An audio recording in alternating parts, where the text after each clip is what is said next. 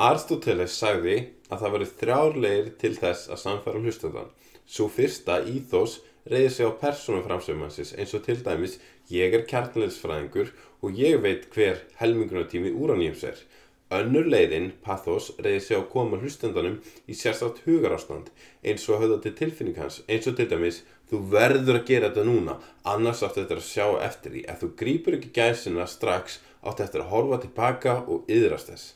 Þriðja leiðin er logos sem reiðir sig á þær staðreyndir eða að minnkosti ætlaðar staðreyndir sem framsögumaðurinn kemur að framfæri með máli sinni, eins og til dæmis þessi gögn frá lögreglunni sýna að slysum hefur fækkað síðan að það voru sett upp ljós. Að höfða til tilfinningafólks er reiðir sig á pathos virðist vera ansi áberandi umræðinni, sérstaklega virðist það vera vinsælt að kasta rýrð á þá sem eru á öðru máli, eins og með því að bendla þá við kynþáttahatur, karlræmbu eða segja að þeir séu í forréttindastöðu.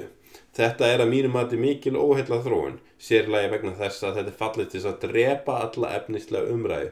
Það er ekki lengur tekist á staðreyndir eða rök, heldur einfaldlega ráðast á persónu fólks. Mig grunar reyndar að það sé beinlínis markmiðið, þar að segja að kæfa alla umræðu. Sjálfur hef ég tröllatrú á tjáningarfrelsinu sem vilja líka afstöðu af því tægi sem ég er að fara að mæla fyrir við markastorg, svokallað markastorg hugmyndina, en ég lít frekar á þetta eins og miðjuna í hringleikahús hugmyndina, þar sem við látum hugmyndir berjast til dauða. Tjáningarfrelsi réttlætist af því að mínu mati að hugmyndum er allt saman. Þar sem ég vonast eftir að sjá eru átök sem snúst rök og staðreyndir. Það ber samt ansi mikið á níði, óheilindum og persónuársum þessa dagana. Það hjálpar mér nákvæmlega ekkert í því að komast nær sannleikanum. Þetta er til dæmis mjög áberandi í umræðinu Daddy 2. Þess vegna þótti mér ansi forvitnilegt að fá innsýn í hóp aktivista gegn svokallari nauðgunarmenningu. Af ummælum þeirra að dæma þá er ekki nema von að spyrja sig hvort fólkið sem tekur til máls þar sé svo ofurselt hugmyndafræðinni að doki aldrei við og spyrji sig hvort framfyrir þess sé réttlætanlegt. Því umræðurnar snerust fyrst og fremst hvernig mætti koma, höggja fólk, grafa undan trúverðuleika þess og kasta rýrð á persónur þeirra. Og nú, kæri áhorfandi, hefst lesturinn og hér gætir ýmis að grasa. Jæja, til þess að fókusa smá Daddy 2 þráin, þá langar mig að sjá hvort við getum fundið eins mikið af upplýsingum forsvarsmenn þeirra og hægt er, dóma og kærur. Ef konur hér hafa reynslu af mönnum sem að taka þátt í Daddy 2, þá megið þið endilega segja hér. Það fer ekkert lengra nema þið ákveðið að taka það lengra sjálfar. Þessi þráður er bara til þess að safna upplýsingum hvers konar menn stýra feðrahreyfingum og hafa þannig vopn gegn þeim þegar þeir beita áframhaldandi óréttlæti gagnvart barnsmæðrum sínum. Endilega komið með allar upplýsingar sem hægt er að finna hingað. Segir Elísabet Ýr Atladóttir, stjórnandi í þessum hópi. Ég er með smá tillögu, Elísabet. Hvernig væri að takast efnislega á við málflutning þessara manna? Það er engin hafin yfir gagnrýni en þetta bendir ekki til þess að þú sért sérstaklega málefnuleg. Öllu heldur að þú teljir það réttlætanlegt að ráðast einfaldlega á persónu manna. Þetta voru ekki bara óbreyttir aktivistar, heldur þykir fjölmiðlafólki ekkert tiltökumál að viðra viðhorf sín í hópum aktivista, eins og til dæmis María Lilja Þrastardóttir. Fyrir utan hvað það er eitthvað viðbjóðslega perlegt við að kalla sig daddy, segir María Lilja Þrastardóttir blaðakona. Já, við mjög afmarkaðar aðstæður, það er eiginlega grátlegt að þú leiðir hugan að þeim í sannleika sagt. Eins dapurlegu íslensk fjölmiðlun er á köflum, þá vona ég þó að íslenskir fjölmiðlar hafi þó rænu til þess að átta sig á því að þessi ágæta blaðakona er hér með orðum vanhæf til þess að tjá sig þessi málefni, þar sem hún er að tjá sig þau á vettvangi aktivista og það verður seint sagt á leyni afstöðu sinni. Sturlaði reiðir feður, skrifar Guðrún Línberg Guðjónsdóttir í Morgunútvarpinu á RÚV og gerir sig jafnframt vanhæfa til þess að fjalla þetta mál. Enda vitum við öll að Ríkisútvarpið er miðpunktur allar óhlutdræginar fjölmiðlunar í landinu. Ég á bágt með að trúa því að fólk dragi hlutlægni RÚV í efa.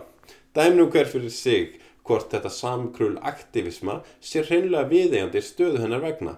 Ég óttast að þetta sé fallið til þess að draga úr trúverðuleika hennar.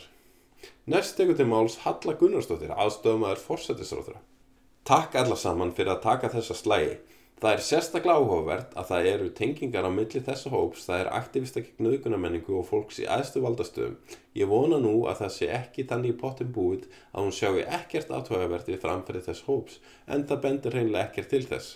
Það eru ekki bara einhverju ótíndir aðstofamenn sem eru að taka til máls þarna heldur, sjálfur varaformaður Samfylkingarinnar og borgarfulltrúi í Reykjavík. Spes sóttu inngöngu fyrir cirka 2 vikum og þá var engin spurning. Svo reyndar truflaði það konur í MeToo-hópnum svo ég fór út og gat ekkert spæjað. Mér þykir nú leitt að heyra að hún vilji ekki kynna sem málflutning þessa hóps vegna þess að það trufla einhverjar konur í MeToo-hópnum. Ég held hins vegar að hún þyrfti ekki að liggja á gæjum því mig grunar að þessi hópur myndi glaður kynna hana fyrir hugarefnum sínum. Hérna þykir mér nú við hæfi að vitna í Tómas Sál. No one really understands politics until they understand that politicians are not trying to solve our problems. They are trying to solve their own problems, of which getting elected and re-elected are number 1 and number 2. Whatever is number 3 is far behind. Í tilefni borgarstjórnarkosningana það væri kannski ráð fyrir einhverja að spyrja hana nokkura velvalina spurninga. Ég hef ekki trú á öðru en að þessi glæslegi fulltrúi Samfylkingarinnar komið með greinargóð svör við þeim spurningum og tekur þeim fagnandi eins og kjörnum fulltrúa ber. Nú ætla ég að biðja þig, kæra áhorfandi, að leiða hugan að því sem ég sagði í byrjun þessa myndbands um pathos og logos. Mér þykir nú ljóst af þessum ummælum og öðrum sem finna má í PDF-skjölum sem einhver tók saman að aktivistarnir gegn nauðgunarmenningu að reyna að höfða til tilfinningu fólks eða pathos í stað þess að leggja fram málefnilega rök eða staðrendir, það er logos. Hvaða máli skiptir það? Já, mig grunar að aktivistanir að reyna að hafa fólk að leiksoppum. Þeir vilja ekki að þú kynnir þér málflutning þessu hóps og dæmir hann eldvill með hliðsjón að rökunum sem þeir leggja fram og mótrökunum sem berast. Nei, þeir eru að reyna að fá þeir til að hugsa. Er þetta ekki eitthvað vafasamur félagsskapur? Þá þarf ég ekki að vera að lesa þetta.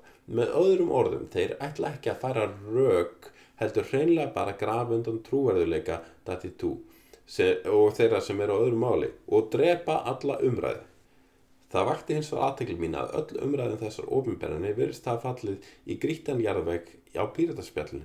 Jafnframt vakti þessi færsla eftirtekt mína þar sem Guðrún Ágústsdóttir okkur skrifar eftirfarandi. Ég er á móti ritskoðun af öllu tagi. Núna hefur það furðulega gerst í boði Pírata að hafin er ritskoðun á Pírataspjallinu sem heyrir jú beint undir flokkin. Það er farið að ritskoða innlegg byggt á skoðunum og tilfinningum stjórnenda frekar en nokkru efnislegu eða málefnilegu. Það er dælt inn skjáskotum úr ýmsum grúppum athugasemdalaust og hefur verið langa hríð. Aðallega í því skyni að gera lítið úr fólki sem hefur ekki réttu skoðanarinnar eða er ósammála stjórnendum. Ég tek ekki þátt í þessu og deili hér með þessu innleggi. Ég tek einfaldlega ekki neina efnislega afstöðu en tel frelsi til að vera upplýst vega þyngra heldur en tilfinningar og skoðanir einstaklinga. Þessi skjöl eru þar að auki ekki fyrsta birting heldur birt frá þriðja aðila. Þessi ritskoðun var í boði Kristínu Elfu Guðnadóttur, Elínar Íri Arnar og Hafdísardóttur, Jón Þórs Ólafssonar, Sindra Vilborg og fleiri. Linkur í kommenti á þetta stórhættulega skjal. Ég hvet áhorfendur til þess að spyrja sig hvort þeir vilja láta koma fram með sig eins og hugsandi mannesku eða verkfæri í þá hugmyndafræði þessara aktivista. Sjálfur held ég að ég fari að kynna með nánar sjónarmið þessa hóps. Málefnaleg gagnrýni á þau væri vel þegin. En ég held að ég afþakki pent meira af þessu.